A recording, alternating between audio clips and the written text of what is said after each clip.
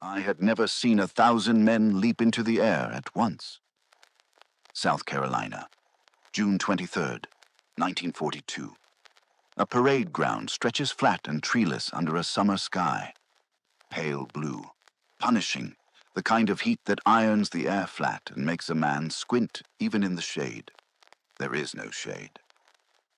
Winston Churchill, Prime Minister of Great Britain, 67 years old, stands bareheaded on the baked earth as a military band plays the national anthem. He is wearing his colonel's uniform. He arrived by train not at a station, but out here on the open plain, stepping down from the carriage directly onto the ground. The plains reminding him, he said later, of India in the hot weather. He has come a long way to stand here, in more ways than one. Churchill did see American troops in London. What he said on those occasions went unrecorded, and the words he left behind, in his own memoirs, in his own hand, came from this parade ground, this heat, this particular summer day.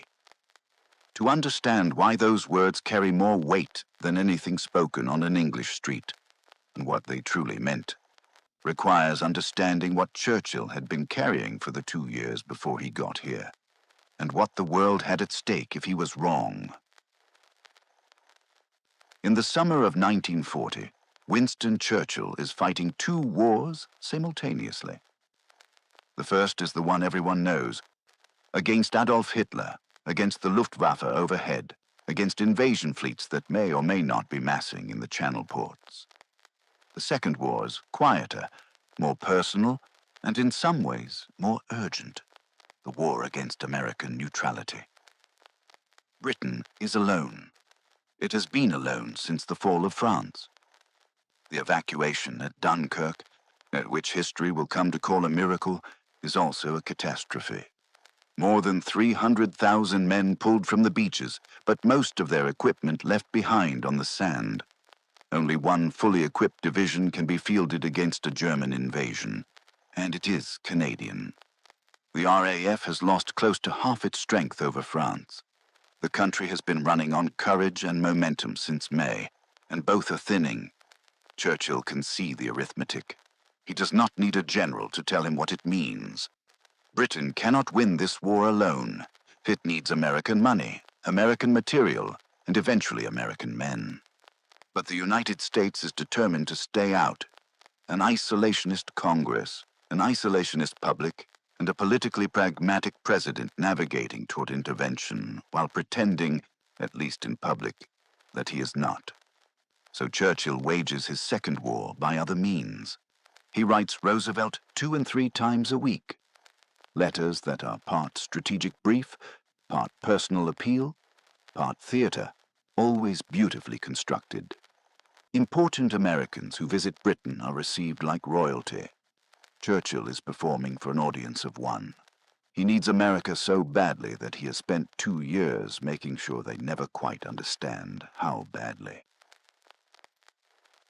Then, on the evening of December 7th, 1941, everything changes. Churchill is dining at Chequers, the country retreat of British prime ministers, when the news arrives from the Pacific. His guests include the American ambassador, Gil Wynant, and Roosevelt's special envoy, Averell Harriman. A butler carries in a portable radio.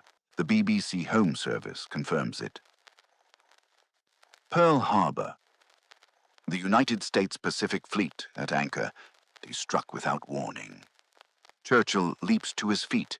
He says he must declare war on Japan at once. His guests spend several minutes talking him down from this. Later, alone, he writes in his own history of the war. Being saturated and satiated with emotion and sensation, I went to bed and slept the sleep of the saved and thankful. The sleep of the saved. Not the language of policy. Not a prime minister processing a geopolitical development. This is a man who has been carrying an impossible weight and has just had some portion of it lifted. He wept that night, as he often wept. He had been pursuing American entry into the war since May 1940. It took him 19 months of relentless personal diplomacy and the Japanese Imperial Navy to get here. America is finally in the war. The question now is, what will it bring? Belfast, some Northern Ireland. January 26th, 1942. A transport ship eases into the docks and the gangways go down, and the first American soldiers to arrive in the British Isles during the Second World War step onto British soil. They belong to the 34th Infantry Division, the Red Bulls, named for the Red Bull's head on their shoulder patch, a National Guard division drawn largely from the upper Midwest, Iowa, Minnesota, North and South Dakota. Young men from places that have about as much in common with Northern Ireland as the moon does. They come down the gangways in their olive drab, blinking in the January light. On the docks, a crowd has gathered to watch. Belfast has lived under the threat of German invasion for 2 years. The city was hit hard in the Blitz of 1941. Bombs fell on its shipyards and houses and streets, and the people at the waterfront know what the stakes are. Some of the women in the crowd remark that they expected the Americans to be taller.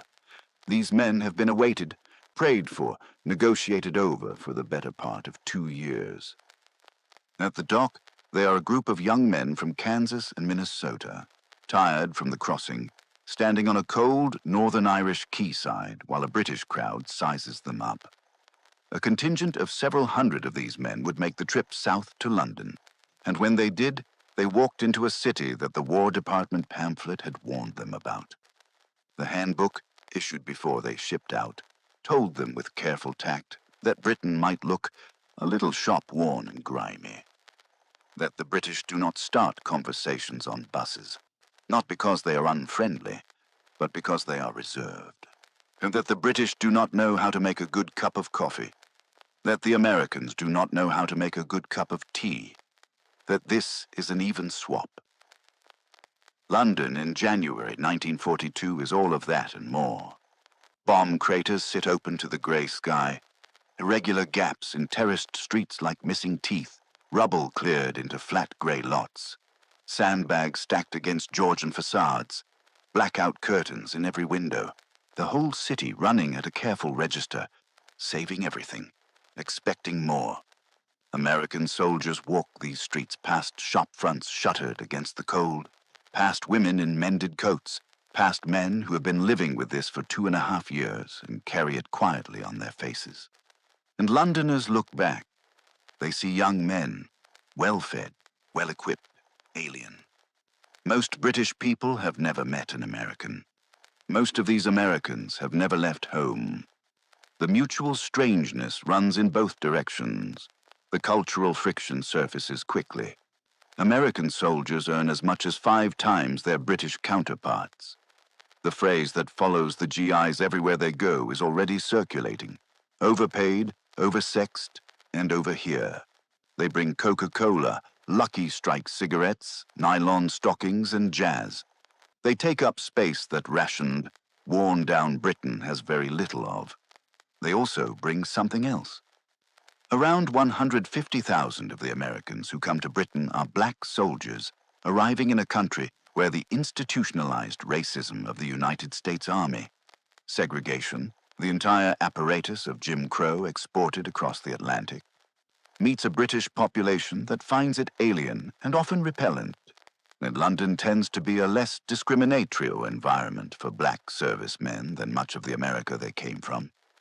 Many Londoners welcome them openly. Many are also visibly shocked by the treatment black soldiers receive from their white counterparts.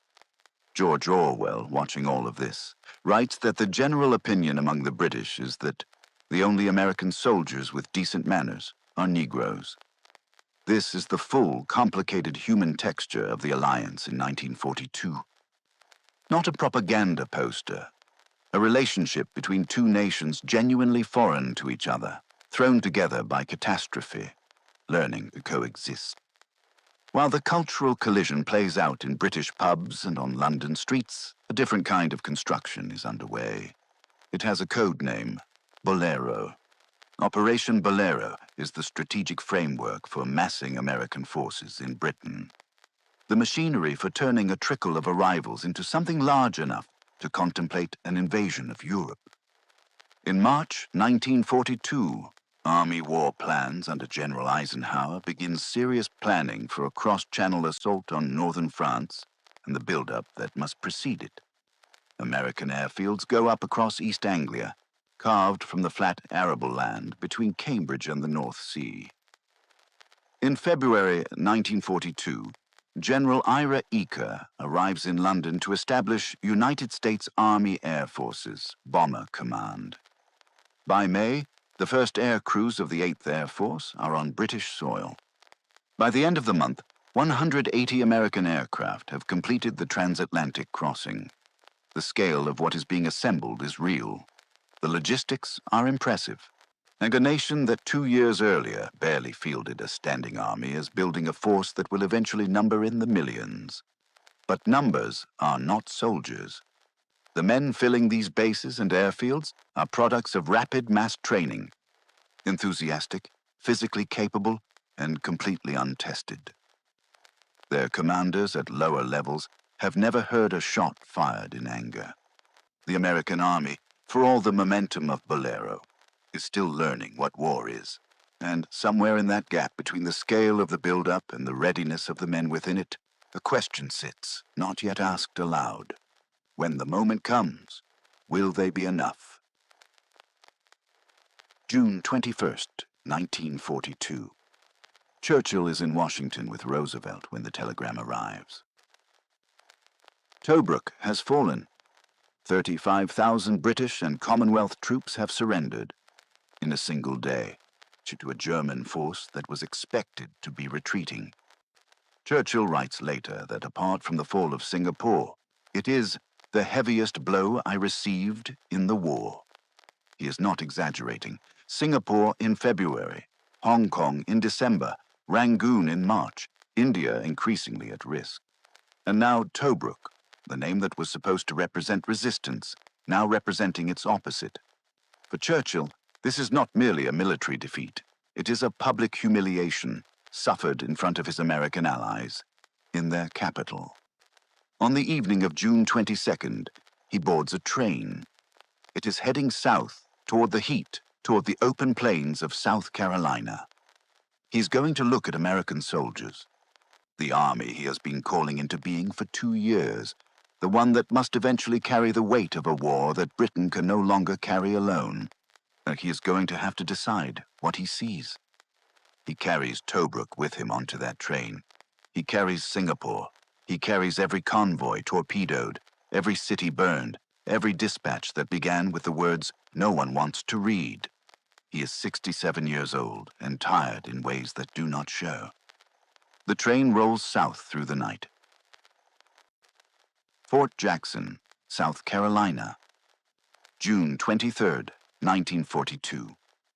The train stops not at a station, but on the open plain, out on the parade ground itself, and Churchill steps down from the carriage directly on to baked earth.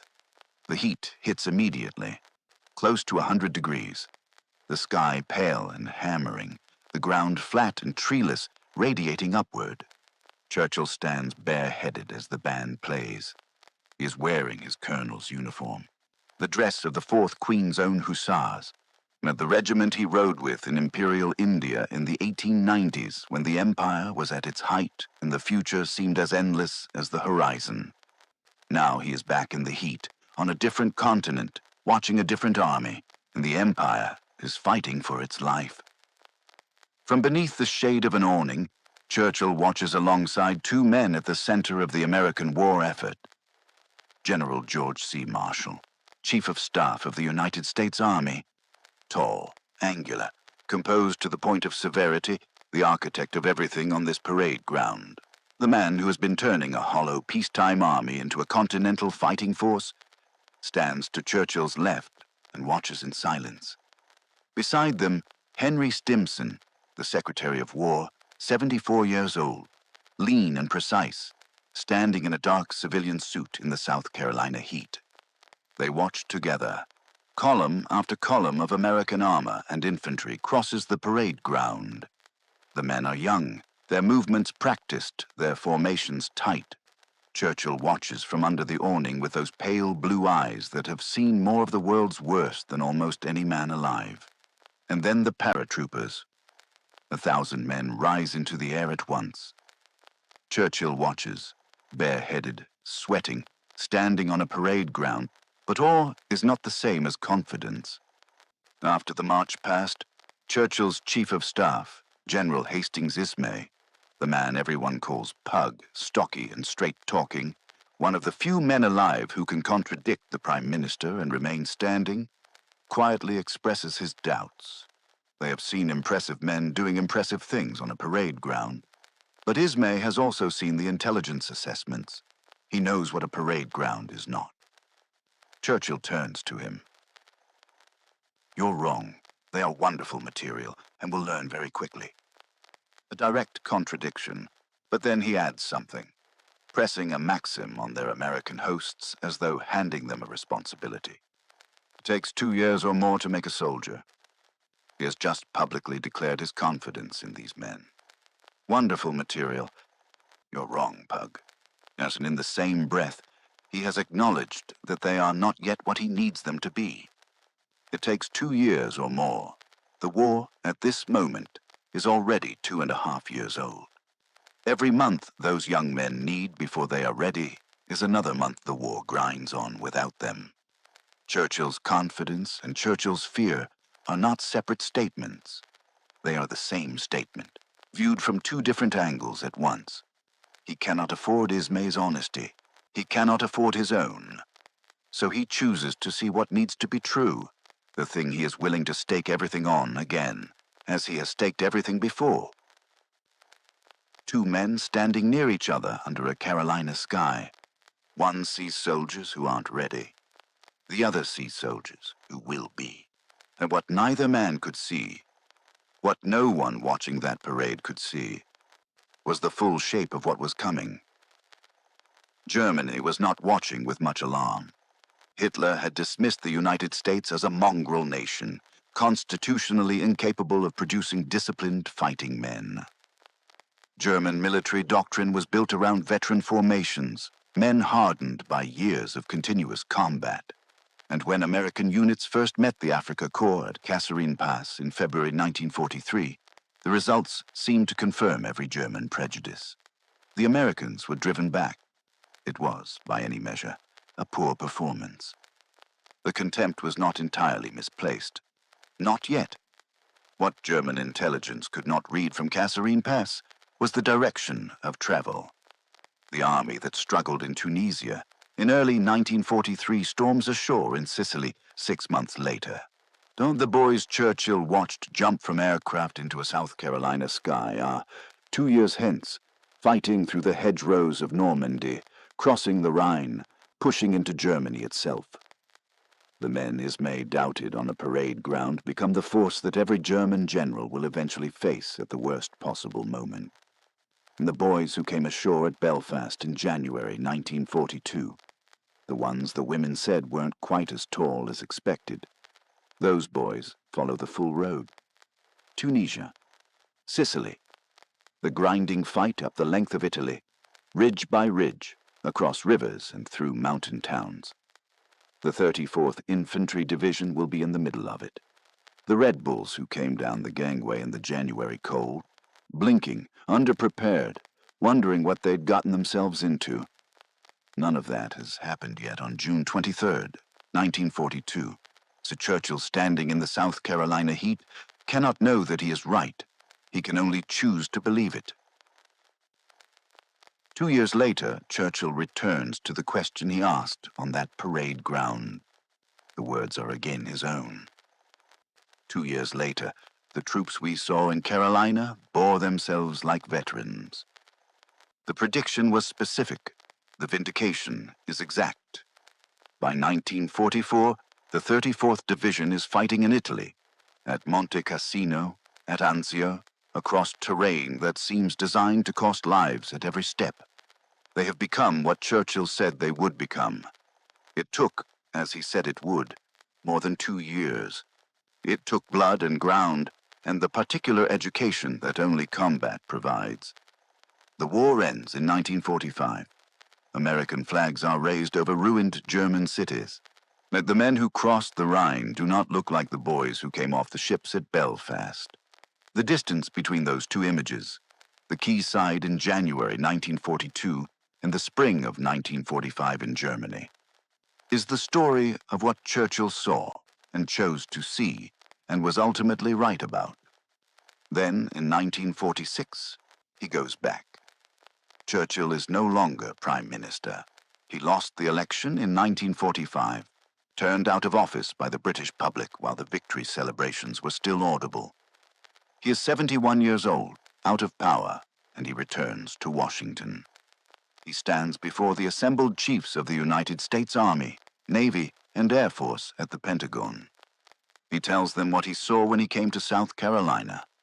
And then he says this: "I was here 2 or 3 years ago and visited with General Marshall all Army Corps being trained in South Carolina. And then we saw there the spectacle of what you may call the mass production of divisions. In great and rapid rotation they were formed and moved on to further stages of their perfection. I saw the creation of this mighty force, this mighty army, victorious in every theater against the enemy in so short a time and from such a very small parent stock.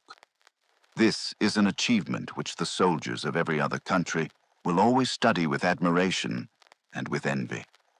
Everything that went into those words stretches back 5 years. The letters to Roosevelt, written 2 and 3 times a week. The night at Chequers when the butler carried in the radio and the world shifted. The grey January streets of London, walked by young men who had never left home. The telegram from Tobruk, read in silence in Washington, as some of the trains south through the Carolina night. A bareheaded man standing in brutal heat, watching 1,000 soldiers rise into a blue sky, willing himself to believe that what he saw was going to be enough. He told Ismay he was wrong. Ismay was not wrong about then. Churchill was not wrong about later. Both of them stood at the same moment, looking at the same men, and saw different things. One saw soldiers who weren't ready. The other saw soldiers who would be. The Red Bull patch of the 34th Infantry Division, stitched to the shoulder of a boy from Iowa who came off a ship in Belfast in January 1942, while women on the dock said he wasn't quite as tall as they'd expected. He crossed the Mediterranean and the mountains of Italy and came out the other side as something different from what he was, some as what Churchill stood in the heat and willed himself to see. Churchill didn't win the war. He kept it alive long enough for these men to win it. The words weren't spoken in London. They came from a parade ground in South Carolina, from a man standing in brutal heat with Tobruk behind him, and everything still to prove. Choosing to believe because he could not afford not to.